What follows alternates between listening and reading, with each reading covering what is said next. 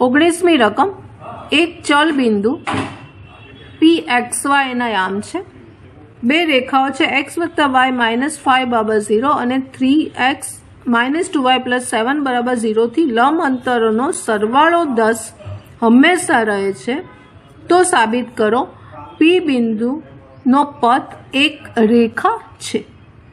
હવે અહીંયા લંબ અંતરની જે ફોર્મ્યુલા છે આપણી પાસે કે લંબ અંતર P બરાબર (ax1 + by1 + c બરાબર upon √a² + b²। આનો ઉપયોગ કરીશ। હવે x1 y1 જે બિંદુના યામ છે અહીંયા x અને y મૂકીશું। અહીંયા ભલે x y છે એટલે આપણે અહીંયા x અને y વાળું મૂકીશું। એટલે પહેલી રેખાનું P બિંદુથી લંબ અંતરને P1 કહીશું। એટલે P1 આપણને પહેલા મળશે a એટલે 1 છે, b એટલે પણ 1 છે, આની સાથે ગુણીશું એટલે x વત્તા y અને c એટલે -5 છે, એટલે -5 upon a² વત્તા b² એટલે √2 થશે, 1 વત્તા 1 p² એવી રીતે શોધીશું તો એમાં a છે 3 એટલે 3x -2 છે એટલે -2y અને c ની કિંમત 7 છે એટલે +7 નીચે આવશે 3 નો વર્ગ વત્તા 2 નો વર્ગ વર્ગમૂળમાં એટલે 3 નો વર્ગ 9 અને 2 નો વર્ગ 4 એટલે √13 અહીંયા આવશે। હવે આગળ કીધું છે P1 વત્તા P2 એ લંબ અંતરોનો સરવાળો 10 છે। હવે આ 10 સરવાળો મૂકી અને ફરીવાર P1 અને P2 ની કિંમત મૂકીશું એટલે (x + y -5 upon √2 plus (3x -2y + 7 upon √13 બરાબર 10। હવે અહીંયા થોડુંક સાદુરૂપ આપી દઈએ તો આપણને મળશે √13 (x + y -5 પ્લસ લસા લઈએ છે √2 3x -2y + 7 અને આ લસા અને 10 ને આ બાજુ લઈ લઈએ એટલે -√26 10√26 બરાબર 0। આ આપણને આ રીતે એનું સાદુરૂપ મળશે। હવે આપણને કીધું છે કે સરવાળો 10 હંમેશા રહે તો સાબિત કરો P નો પથ એક રેખા છે, મતલબ રેખાનું વ્યાપક સ્વરૂપ ax + by + c ઉપર P નો પથ છે। હવે અહીંયા માનાંક છે તો એના બે ઓપ્શન લઈશું, એકવાર અહીંયા પ્લસ અને એકવાર માનાંકની બહાર માઇનસ આવે।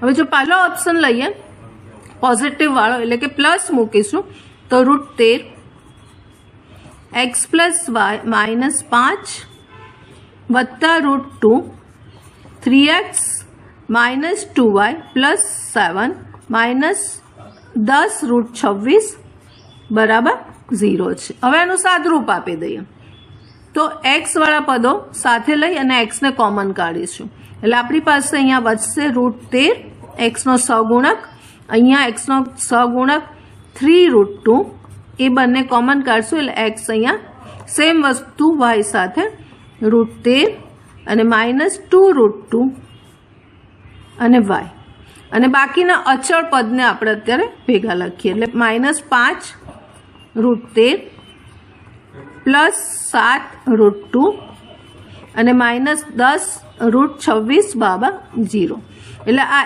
ax વત્તા by અને આખો c છે એ ફોર્મમાં આવી ગયો। મતલબ અહીંયા જ્યારે પોઝિટિવ હશે પ્લસ હશે ત્યારે પણ બિંદુ P નો પદ એક રેખા થશે। હવે નેગેટિવ લઈ જોઈએ એટલે કે √13 એને પણ એ રીતે સાદુરૂપ આપીશું, અહીંયા માઇનસ આવશે એટલે માઇનસ આપણે બહાર કાઢીએ x + y -5 અહીંયા પણ માઇનસ એટલે -√2 3x -2y + 7 અને -10√26 બરાબર 0। સેમ વસ્તુ અહીંયા સાદુરૂપ આપણે આપીશું તો સાદુરૂપ આપીને સેમ આ ઉપર જેમ સહગુણકો લીધા એ લખીએ છીએ એટલે -√13 -2√3x સેમ y માં આવશે -√13 માઇનસ માઇનસ +2√2 y અને સેમ અચળ પદો લખીએ તો માઇનસ માઇનસ +5√13 -7√2 અને -10√26 બરાબર 0. સેમ વસ્તુ ax + by + c બરાબર 0. મતલબ અહીંયા થશે બિંદુ P નો પથ એક રેખા છે. રકમ નંબર 20 સ્વાધ્યાય 9 ની સમાંતર રેખાઓ 9x + 6y - 7 બરાબર 0 અને 3x + 2y + 6 બરાબર 0 થી સમાન અંતરે આવેલી રેખાનું સમીકરણ મેળવો. આ બંને રેખાઓ સમાંતર છે એટલે સહગુણકો એના સરખા આપણે કરીશું. એટલે પહેલી રેખા છે 9x + 6y - 7 બરાબર 0 અને આપણે 1 નંબર આપી દઈએ. બીજાને 3 વડે હું ગુણું છું એટલે 9x + 6y અને 6 તરી 18 બરાબર 0 અને 2 નંબર આપી દઈએ. હવે આ બંને રેખાથી સમાન અંતરે આવેલી રેખા ધારો કે 9x + 6y + k બરાબર 0 છે અને 3 નંબર આપી દઈએ. હવે આ રેખાઓ સમાન અંતરે છે. લંબ અંતર 1 અને 3 બરાબર 2 અને 3 થશે એટલે લંબ અંતર P સમાંતર રેખા વચ્ચેનું -c1 - c2 upon √a² + b² નો આપણે ઉપયોગ કરીશું. એટલે 1 અને 3 વચ્ચેનું લંબ અંતર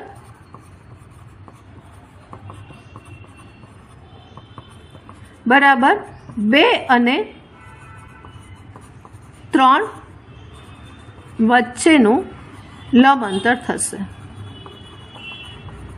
એ મૂકીશું આપણે. તો 1 અને 3 વચ્ચેનું લઈ લે તો 1 નંબરની જે રેખા છે એનો c1 થશે -7 વચ્ચે માઇનસ છે અને અહીંયા 3 નંબરમાં થશે k એટલે -k માનાંકમાં. નીચે આવશે √a² + b². બધામાં ત્રણેયમાં a એટલે 9 છે 81 અને b એટલે 6 છે એટલે 36. આ બાજુ 2 અને 3 વચ્ચે એટલે બીજા નંબરની રેખામાં c1 થશે 18, c2 થશે k વચ્ચે માઇનસ અને નીચે સેમ a² + b² એટલે 81 + 36 એટલે આ જતું રહેશે. હવે સાદરૂપ આપીશું. એકવાર પ્લસ લઈશું એકવાર માઇનસ લઈશું. પહેલા પ્લસ લઈએ તો -7 - k બરાબર 18 - k જે શક્ય નથી. -k બંને બાજુ છે શક્ય નથી. હવે બીજા ઓપ્શનમાં જઈએ તો -7 - k આ બાજુ માઇનસ લઈ લે -18 અને અહીંયા આવશે +k માટે k ને આ બાજુ લઈ લે એટલે -2k બરાબર -11 થશે. 18 માંથી 7 જાય માટે k બરાબર 11/2 ને 3 માં મૂકતા 3 માં આપણે મૂકી દઈશું એટલે ત્રીજા નંબરનું જે સમીકરણ છે એમાં k ની કિંમત અહીંયા મૂકીશું એટલે 9x + 6y + 11/2 બરાબર 0 માટે જે માગેલી રેખા છે એનું સમીકરણ આવશે. બેને આપણે સાદરૂપ આપીએ તો 18x + 12y + 11 = 0 જે માગેલી રેખાનું સમીકરણ મળશે. સ્વાધ્યાય 9 ની રકમ નંબર 21. એક બિંદુ છે 1, 2 માંથી પસાર થતું પ્રકાશનું એક કિરણ બિંદુ A માંથી પસાર થાય છે અને x અક્ષ ઉપર પરિવર્તિત થાય છે અને પરિવર્તિત કિરણ બિંદુ 5 અને 3 માંથી પસાર થાય છે તો એ બિંદુના યામ શોધો. હવે અહીંયા આપણને આપેલું છે કે 1, 2 માંથી એક આપાત કિરણ પ્રકાશનું કિરણ અહીંયા A માંથી પસાર થયું. પસાર થઈ x અક્ષ પર પરિવર્તિત થાય છે એટલે આ પરિવર્ત થયું જે 5 અને 3 માંથી પસાર થાય છે. તો એ બિંદુના યામ શોધો. હવે એ બિંદુ એક્સ અક્ષ ઉપર છે એટલે ધારી લઈશું કે ધારો કે એ બિંદુના યામ છે એ 0. આપણે શોધવાનું છે એ બિંદુના યામ શોધવાના છે. હવે જે આપાત કિરણ છે એ એક્સ અક્ષની ધન દિશા સાથે થીટા માપનો ખૂણો બનાવશે. તો પરિવર્ત જે કિરણ છે એ પાઈ માઇનસ થીટાનો ખૂણો બનાવશે. મતલબ આપાત કિરણનો ઢાળ થશે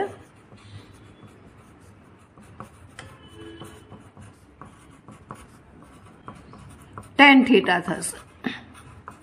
જ્યારે પરાવર્તિત કિરણનો ઢાળ થશે tan પાઈ માઇનસ થીટા, મતલબ માઇનસ tan થીટા થશે. એટલે આપાત કિરણ અને પરાવર્તિત કિરણના ઢાળ પરસ્પર વિરોધી છે. માટે આપણે બે બિંદુઓ છે આપાત કિરણના, એનો ઢાળ લઈશું y2 minus y1 upon x2 minus x1 formula વાપરીશું. એટલે આપણે એને x2 ને y2 લઈ લઈએ આને. તો 0 -2 y યામનો તફાવત અને x યામનો તફાવત a -1. હવે અહીંયા કીધું છે પરસ્પર વિરોધી થયો, આ આપાત કિરણનો થયો. હવે પરાવર્તિત કિરણનો વિરોધી છે એટલે માઇનસ લખીશું. ફરીવાર y યામનો તફાવત એટલે 0 -3 અપોન x યામનો તફાવત a -5. સાદરૂપ આપીને એ શોધીશું. અહીંયા થશે -2 અપોન a -1, અહીંયા માઇનસ માઇનસ પ્લસ થઈને 3 અપોન a -5. ફરીવાર સાદરૂપ આપીએ. -2a + 10 બરાબર 3a -3. માટે 5a બરાબર 13 થશે અને માટે a બરાબર 13/5. એટલે એ બિંદુના યામ થશે 13/5 અને 0.